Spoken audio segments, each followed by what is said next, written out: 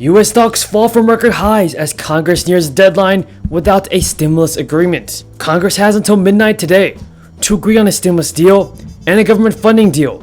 Senate Majority Leader Mitch McConnell said on Friday that a deal is very close at hand. Other lawmakers, however, indicated that Congress could enter the weekend without passing a funding bill, which would lead to a government shutdown. Business Insider goes on to say that the $900 billion stimulus package is set to include a round of $600 direct payments, funding for the Paycheck Protection Program, PPP, and bolstered federal unemployment benefits. But Representative Ocasio-Cortez accuses Republicans of holding people hostage by blocking the stimulus payments. The Congresswoman accused the GOP Senate of fighting against efforts to get direct payments issued to Americans due to the pandemic. Representative Ocasio-Cortez said the federal government, in all of its negotiation, has been getting balance on the backs of our families here.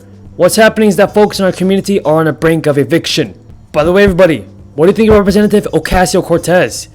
She is one of the politicians in Congress trying to get a second stimulus deal with $1,200 stimulus checks approved. Do you approve of Ocasio-Cortez? Leave a comment down below saying yes or no. Now, Democratic Senator Bernie Sanders fired back at AOC for her stimulus deal criticism. That's according to Newsweek. However, the bill has faced criticisms from the Democratic Party's progressive wing, who are pushing for another round of $1,200 stimulus checks. Direct payments had originally been left out of the bipartisan proposal, but pressure from figures like Democratic Senator Bernie Sanders and Republican Senator Josh Hawley have forced Congress to reconsider how funds should be allocated. Do you think that our politicians in Congress will put away the political games and pass stimulus by the end of the year? Or will Americans have to wait until President-elect Joe Biden takes office on January 20th in order to receive some type of federal assistance? What are your thoughts, everybody? Tell me in the comments down below. And also be sure to subscribe to my channel, click the notifications bell, and let's get this video to 1,000 likes for Congress to pass more stimulus checks of $1,200. It has to do with limitations on Fed facilities, on Fed lending powers. Republicans are making a last-minute push led by Pennsylvania Senator Pat Toomey to insert language into this must-pass spending COVID relief bill that would limit the ability of the Fed to either restart the CARES $500 billion Main Street lending program or create a similar program. So Democrats are saying that this language is overly broad, would tie the hands of the Biden administration or Jerome Powell next year if the economy continues to struggle.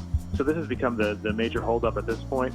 But there are some signs that the House could vote as late as as early as very late tonight to try to get this through if this problem can be resolved. Okay, that's surprising for me to hear because that hasn't been something that we've heard a lot about. Does this have anything to do with what happened a few weeks ago between Jerome Powell and Steve Mnuchin? Yes, it's definitely linked to that. The secretary believes he has the authority to claw back that money, to put it back into the general treasury, and there's been a dispute over that language already. Now, CNN reported just 6 minutes ago that Senate Majority Leader Mitch McConnell is looking at a 2-day stopgap to keep the government open. McConnell is looking at a 2-day stopgap bill to keep the government open past midnight tonight. So this basically means that both parties in Congress, the Democrats and Republicans, have not come to an agreement on a second stimulus bill and a government funding measure. The leader's office is now checking with senators to see if anyone will object to an effort to quickly pass it on the floor tonight. If a single senator objects, the U.S. government could be headed for a shutdown. But if the shutdown happens only over the weekend, the impact could be minimal. Republican leaders expect some members to object and prevent quick passage. Some concern by Republicans that the program could be restarted and would become an unaccountable slush fund. Their argument is that Congress has the power of the purse and that the Fed shouldn't be holding on to potentially hundreds of billions of dollars in an unaccountable way. How is this tied to whether or not the government shuts down tonight at midnight? So the vehicle for COVID relief is this must-pass spending bill. The government is going to run out of funding. Josh Hawley told CNN earlier today that he would object if he doesn't get a readout of where things are in the talks and whether stimulus checks are in fact included. CNN goes on to say that GOP senator says government shutdown is a likely conclusion, but is hoping to avoid one. Republican whip Senator John Thune was downbeat about a stimulus relief deal being announced today and said that passing a continuing resolution ahead of the funding deadline at midnight tonight could prove to be a pretty heavy lift. But still, CNN reports that Pelosi and McConnell spoke today, this afternoon, in fact, about their efforts to reach more stimulus agreements. House Speaker Nancy Pelosi, Senate Majority Leader Mitch McConnell spoke for an hour in an effort to close out the outstanding issues over the next relief package. House Majority Leader Steny Hoyer said on the Senate floor that the House would be in recess for the next few hours to get a clear picture of where we are. Saying they simply don't go far enough to do what is really needed. But from your perspective, on the latest information you're getting, what's missing? Well, number one, the entire bill at $900 billion is much too low. It should be at least double that. So what's in this current bill is good, but it's not enough. Now, what I recognized a couple of weeks ago, that there were no direct payments going out to people in this country, many of whom are in desperate economic shape. As you well know, Wolf, we got a record-breaking level of hunger in America, higher than it's been for a very, very long time.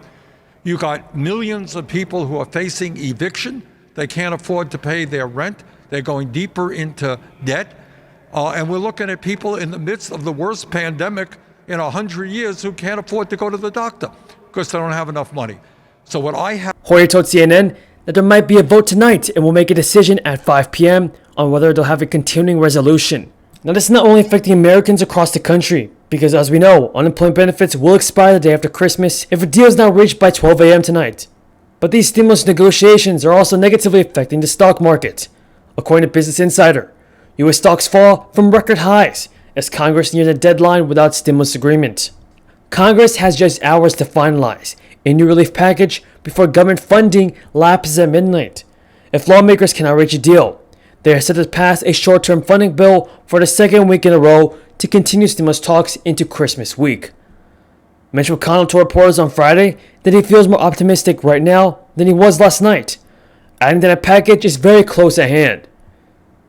The $900 billion relief package will include $600 stimulus payments, Paycheck Protection Program, funding for the Paycheck Protection Program, and bolstered federal unemployment benefits.